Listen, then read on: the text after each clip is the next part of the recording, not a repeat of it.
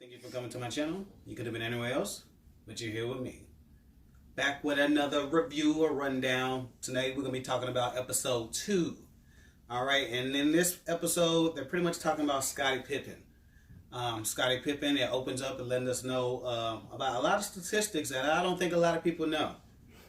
Scottie Pippen, he was second in scoring. Yep. Second in rebounds. Speak on it. Second in minutes played.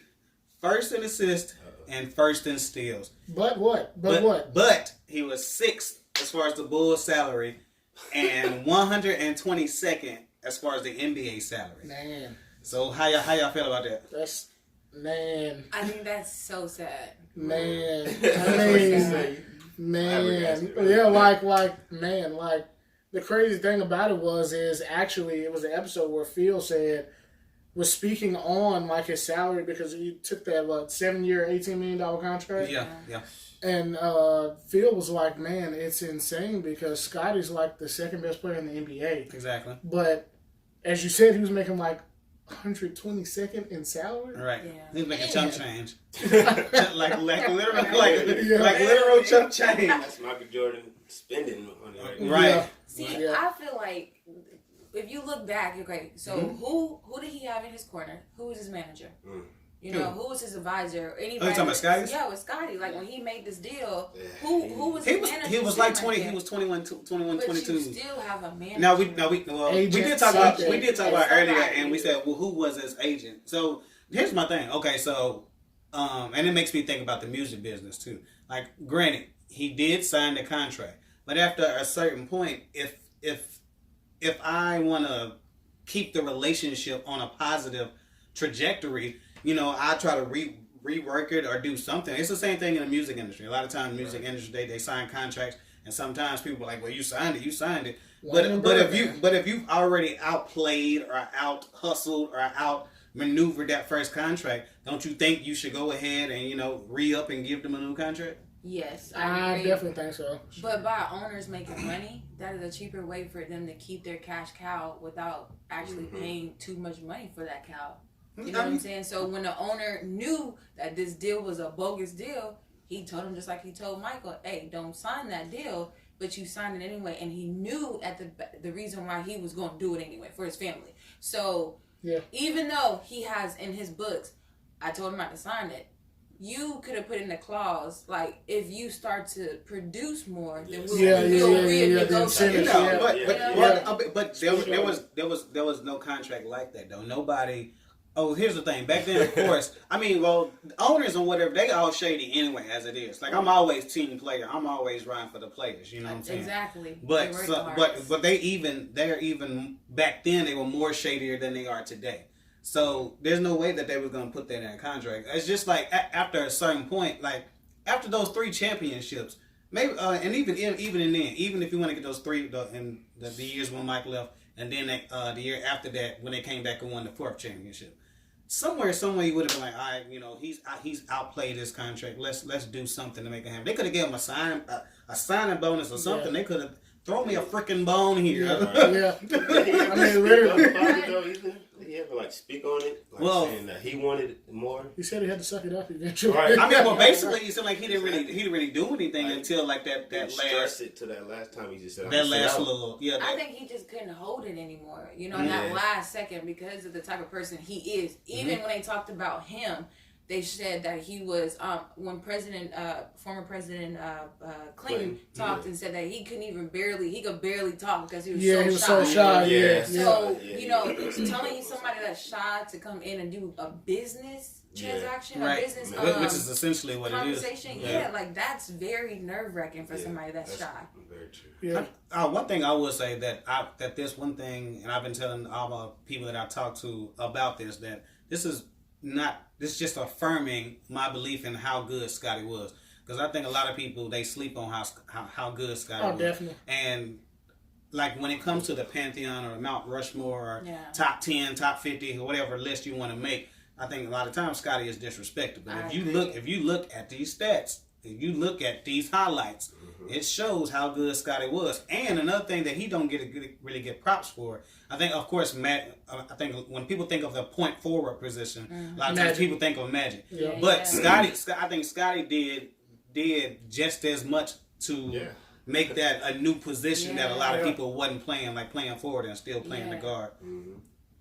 And I'm sorry. What? To like add on that, like he came from an NAIA. No disrespect on NAIA, but no, NAIA is not NCAA, not North Carolina like Michael Jordan. So you come from places that you are not been heard. I mean, you can tell by the name, University of Central Arkansas. That's even with that, Scotty was still a ground up like type player. He worked his way into the position that he did there. He definitely did. I definitely agree. Like he deserved better than what they gave him. Right. And I don't think that he should have been put in a position where he was just stuck. Right. And I guess we'll jump to the end, because since we're talking to Scotty, we'll jump to the end of this episode where basically Scotty's pissed off and he's like, he pretty much wants a trade. I know you jumped forward. Let me interject real quick and throw in this one thing about Scotty, though. Even Mike had kind of got mad because when Scotty wanted to get rehab, remember? Right. So basically, So we're in the right time. I mean, well, basically this is what happened. So basically, he could have got surgery at the end of that 96-97 season, but instead Scotty was like, "F y'all, I'm finna enjoy my summer, and then once the new season starts, you know what I'm saying, then I'll get my surgery and whatever." And Michael felt like that was selfish, and that he shouldn't have done that. He was wrong, and he felt like that was selfish, but at the same time, he also said they weren't looking forward to having me back in the first place. Exactly. So it's kind of like one of those cause effect type deals. Exactly. And like if you feel like again, how you said, let's speak on Pippen's numbers. Let's not act like that Pippen is just some scrub. Right. And let's not act like that when he wasn't there, they weren't suffering the repercussions of not having him there. See, I don't think that Mike. Clearly, I'm the one that defends Mike, but I don't think if you want to look at that, I think that's why Mike was like, he needed him. He understood he needed him. And everybody in the game understood. So here's the question. That he needed why him. Didn't management look at it at the same time? Why didn't Mike step the F up and be like, you know what? His contract is trash. I need him, so why don't y'all give him his money so we can go ahead and do what we need to do? I agree. I think if Mike stood up with the name that he had and the clap that he had, there would have been a definitely. You ain't got no clout. I just want to say I definitely said it wrong. But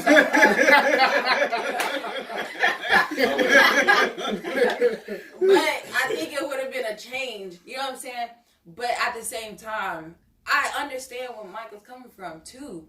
I think what he said about Pippen was very insensitive in that position. You say insensitive, I say that was trash. Okay, but when Mike is looking, I mean, at the end of the day, like y'all have the mission is to win the top, right? Like you trying to win. But at the same token, you want to be taken care of. True. So maybe Mike felt like this is with his mentality, he's like, keep business. Let's play the game. And the reason for the game, just play for free though. Well, I do understand but it's easy to say when your pockets are fat as F. It's easy for you to be like, man, I just focused on playing the game. And because you get endorsements out the A. You getting your salaries pretty good. You don't have anything to complain about. But this guy's literally like, my thing about it is like, man, Mike, let's not just overlook. Let's not just look at where we are now. Let's look at all the years that y'all been together. Let's look at the impact that Scotty made, like on Mike. Not just on Mike, but on winning. Because Mike was a dominant player, but was Mike a winner? No, and that's the difference Mike that wasn't Scotty a champion. made. Bingo. He was a winner. Okay. He couldn't win a championship. Excuse me.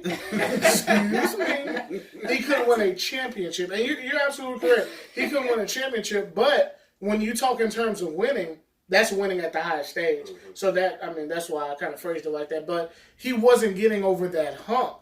And so, man, when you got somebody that's there and they're picking you up over the hump, hey, look, man, we got to get this money thing straight because I need him not only on the court, but I need the best version of him on the court. When we come out there, we're not coming out there to just play. We coming to win. And then even how, like, you talked about Mike's mentality, with such a dominant mentality and such a win first mentality and let's conquer mentality. Let's get my guy on the court. Let's get him paid. Let's dominate. Hey, we coming back. Let's get these chips. That's why we playing this game. And so it's like one of them ground up things where, okay, at the top is my money because I'm performing for it. All I need is my money, and all these little shenanigans kind of fall by the wayside. Okay, so touch bases off of the money, then you performing for the money. I agree. Like, hands down, I think the management should have definitely taken him serious in his performance and properly giving him the right amount. But to talk about the Michael part, I think we'll never know how he really feels, right? And what position he was in, because that's kind of hard, like to be, now you got to go up to the office with the same place that you despise. Like you just years before already just had, time where you're like, I don't like this. I don't like y'all up here. But I know we got to win because this is what I want. So being stuck in between, this is my boy, I know he needs this. All right, I'm going to let him take care of his own stuff. You know what I'm saying? Like, I just not thought about some, okay. And wait, I'm trying to make sure I'm not jumping episodes. If I am, I am. F it. Okay, but you know how Mike said, he said, I'm not going to play for another coach. Yes. He came out and said that. Matter of fact, he said that. So if he could say that about Phil and say I'm not going to play another coach, I'm not going to play for another coach, why could he not say I'm not going to play unless y'all get his contract? That is definitely a great point. That's a great point. Yeah. You know what? I'm just saying. And that's fine. Like, shoot. I got nothing to say on that because it's true, And I think that he could have. Had he stepped up or he said something, I think it would have been a different game. I mean, if you look at the impact that Jordan had specifically with the Bulls, and this is a time where players didn't really have a lot of power. Mm-hmm.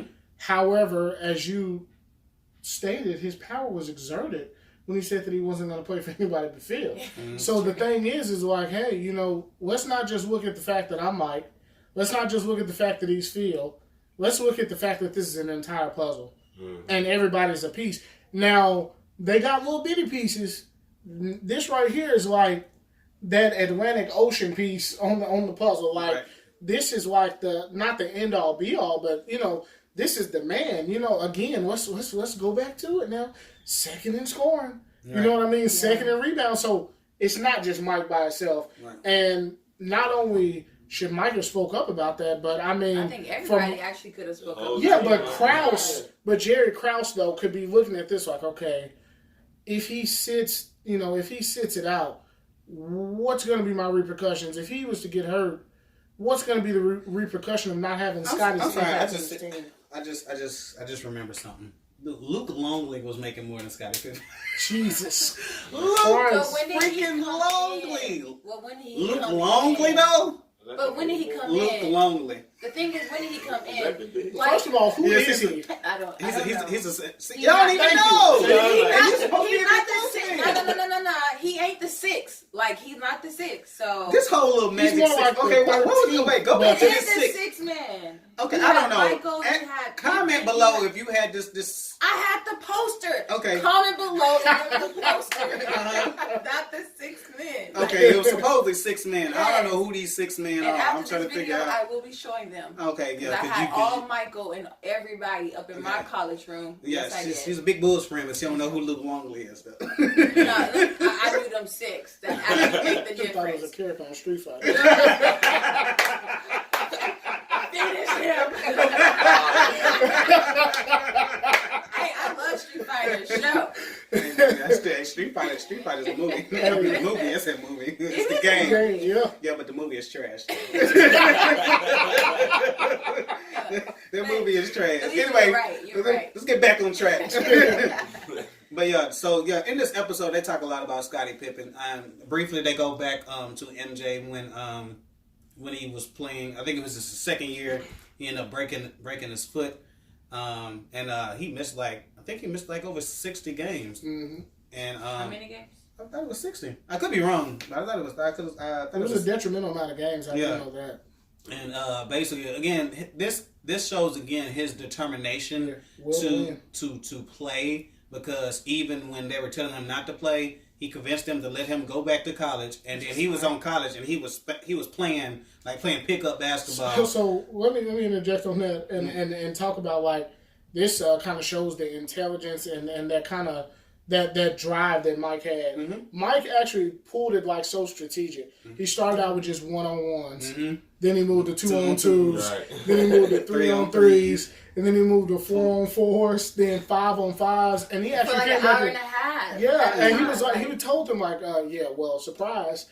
Actually, I've been working behind y'all back doing my own thing, but putting myself and my team in a winning position. So, I mean, that's just something about Michael's craft that you just had to respect, and it wasn't just one of those, willy-nilly things that, man, I'm gonna just go out there and try it. Mm-hmm. He trained his body, because if I'm not mistaken, one of his it was either his calf or it was his calf was bigger. His calf was stronger than, and it was like, hey man, what's been going on? Right. Actually, I kind of outthought, in which you look at it, the medical team back then wasn't near as big as what it is now. Right, exactly. So that just displayed Michael's intelligence and Michael's will to win and drive to actually be out there. And see, that's what you just hit the nail on the head. His will to win, and they did, and they touched on that as to where that will to win came from. He came from a real competitive family, and I think he got that a lot from his brother, his older brother, which was Larry, and Larry hated losing. So that environment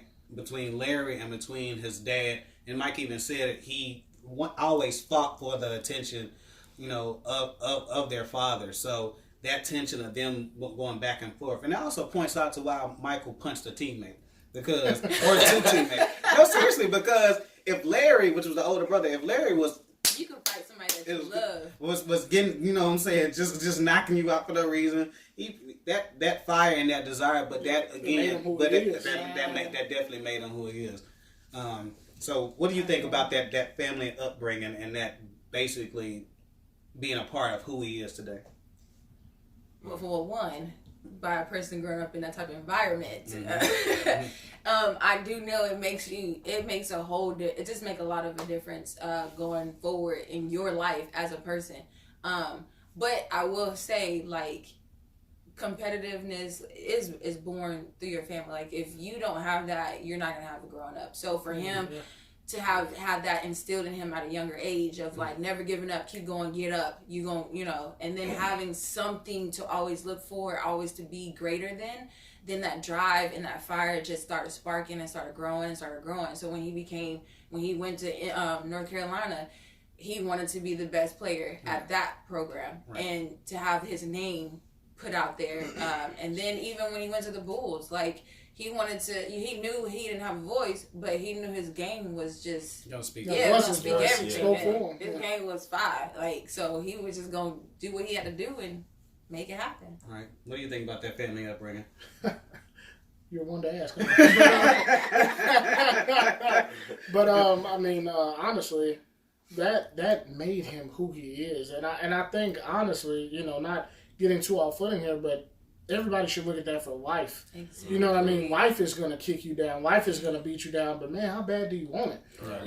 Life gives no Fs. Man, seriously, And a lot of times, especially with that upbringing and battling for his dad's attention, he didn't give up. He just kept going, just kept driving, kept working. And, man, even when you think about how Jordan polished his game, how, man, they showed him in that pool when he was moving, injured. Right.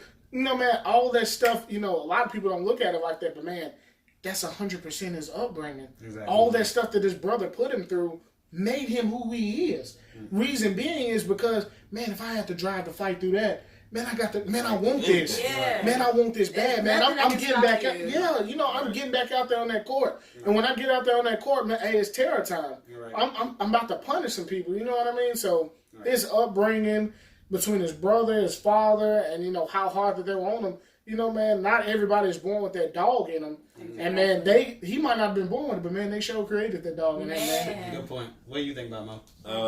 I feel like his upbringing, it was very big on just the outcome of him himself. I mean, you touched on his brother and his father, but also in the episode, his mother called him. Yeah. This is Ford, but his mother told him, go take that deal. Go just talk to these people. Yeah. Just have that humbleness to just go in front of them and see what they offer you. Right. I feel like that really changed a lot. Yeah. Dynamic. Yes, a lot. definitely. A lot. Right? Definitely. You're right. Yeah, so family upbringing is definitely important. Especially when he got cut from the varsity team in high school. Man, another one. His mom again. So she really played a big role as well, I feel like. And then that even goes out, you know what I mean, honestly, to the kids now, man. You know, dude got cut in high school, right? 10th grade, right? 3 years later, he's in college, balling. Right. So again, top recruit. Exactly. So again, that drive, that desire, that yearning, that hunger, that will to win. Man, it's not about the right now. It's about that end result. Exactly. And I think his upbringing, again, I mean, you imagine like we're looking at all the stuff that he's telling us. What about the stuff that he's not telling us? You know what I mean? So situation was honestly probably a little bit exactly because again that was a different era. You could get away with a little bit more then than you can now. Gold and hoes, but you know you even look at that and come here. You look at that and man, it made him who he was, you know, and even you know for the younger people out there, man, you know just because you're not where you want to be right now doesn't mean that you can't get there. Look at that. Look at the Jordan story even as motivation to you. Right. Man, you can do anything that you want as long as you put that work ethic into it, that grind, and, you know, you stick with it and you be consistent because, man, that's exactly what he did. And look at him, man, 6-time champion. And look at him now. Jordan's still selling. So, I mean, he's not doing so bad for himself. Right. Not at all. Yeah, so I think that's definitely a good place to end. We appreciate y'all watching episode 2. More episodes coming. So go ahead and do us a favor. Go ahead and hit that thumbs up button. And if you're not already, go ahead and hit that subscribe button. And we're going to go ahead, if y'all want to give out y'all IG handles. Christian Low 8. Okay. KIDD_620. Okay. And on Twitter? I don't got an Instagram. You can follow me on Twitter. A_Morris. AYE. That's it. All right. We appreciate y'all coming out, and we'll holler at you. Peace.